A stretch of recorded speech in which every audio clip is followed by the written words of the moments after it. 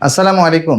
আজকে আমি যে বিষয়টি নিয়ে কথা বলবো সেটি হচ্ছে গলা ব্যথার সাথে কি কানে ব্যথার কোনো সম্পর্ক আছে? কথা বলছি আমি ডাক্তার মোহাম্মদ গালিবুল ইসলাম গালিব, নাক কান গলা বিশেষজ্ঞ, কর্মরত আছি ঢাকা মেডিকেল কলেজ হাসপাতালে।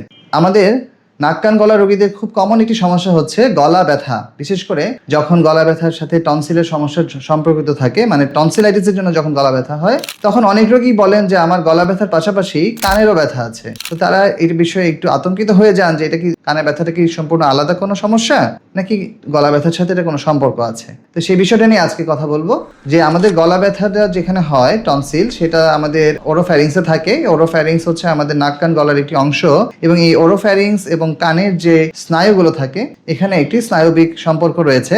আমাদের যে করোটিক স্নায়ুগুলো অর্থাৎ ক্রেনিয়াল নার্ভস, এর মধ্যে আছে হচ্ছে গ্লসোফেরিঞ্জিয়াল নার্ভ। এই নার্ভের সাথে আমাদের টনসিল এবং কান দুটোই সম্পর্ক রয়েছে, যে কারণে দেখা যায় গলা ব্যথা হলে যদি টনসিলাইটিসের জন্য হয়ে থাকে সেক্ষেত্রে এই গ্লসোফেরিঞ্জিয়াল নার্ভের মাধ্যমে আমাদের কানেও ব্যথা হয়, গলাতেও ব্যথা হয়, যেটাকে বলা হয় রেফার্ড পেইন, অর্থাৎ গলা ব্যথা কিন্তু সেটা রেফার্ড হচ্ছে কানের দিকেও। এছাড়াও আমাদের যদি কোনো ছোট বাচ্চাদের ক্ষেত্রে টনসিলের পাশাপাশি অ্যাডেনয়েডেরও ব্যথা হয়ে থাকে, অ্যাডেনয়েডের কারণে যদি সমস্যা হয়ে থাকে তো সেটা কানেও সমস্যা হয়ে থাকে। কানে ব্লক হয়ে যাওয়ার কারণে একটা নেগেটিভ প্রেশার তৈরি হয়ে সেখানে কানের ভিতর ফ্লুইড তৈরি হয়, যেটাকে আমরা অটাইটিস মিডিয়া উইথ ইফিউশন বলি বা গ্লু ইয়ার বলে থাকি।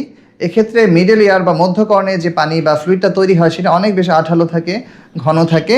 এটা সহজে কিন্তু মিশে যেতে চায় না বা শুকিয়ে যেতে চায় না, অনেক দিন ধরে জমে থাকতে পারে। সেক্ষেত্রে এটা কানের পর্দায় চাপ প্রয়োগ করে একটা সময় অ্যাকিউট অটাইটিস মিডিয়া হয়ে কান ব্যথা করতে পারে। ছোট বড় উভয় ক্ষেত্রেই এটা অনেক ক্ষেত্রে হয়ে থাকতে পারে। কাজেই আমাদের গলা ব্যথা থেকে কানে ব্যথা এটা রেফার্ড পেনের জন্য হতে পারে। এছাড়া ইউস্টেশিয়ান টিউব ব্লক হয়ে টিউবাল টনসিলে বড় হয়ে গিয়ে ইউস্টেশিয়ান টিউব ডিসফাংশন হয়ে আমাদের কানে ফ্লুইড জমে গিয়ে কানের পর্দায় চাপ দিয়ে মধ্যকর্ণের কারণে আমাদের অ্যাকিউট অটাইটিস মিডিয়া নামক রোগের মাধ্যমে কানে ব্যথা হতে পারে। নাক কান গলা একটার সাথে আরেকটা সম্পর্কিত হওয়ার কারণে গলা ব্যথার সাথে কানে ব্যথা এটি খুবই একটি কমন সমস্যা। তবে এটি আলাদা কোনো এন্টিটি কিনা বা আলাদা কোনো রোগ কিনা সেটা দেখার জন্য অবশ্যই একজন নাক কান গলা বিশেষজ্ঞের পরামর্শ নিতে হবে। কানের পর্দা দেখে যদি কোনো সমস্যা পান তো সেই রোগটা নির্ণয় করে সেই অনুযায়ী যখন চিকিৎসা দিবেন তো আশা করা যায় রোগীরা দ্রুত সুস্থ হয়ে উঠবে।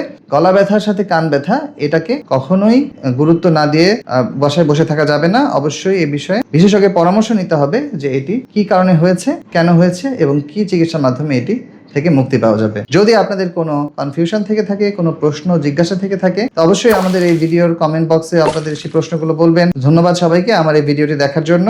আপনারা উপকৃত হয়ে থাকলে অন্যদের কাছেও শেয়ার করবেন এবং লাইক কমেন্ট করবেন। আসসালামু আলাইকুম।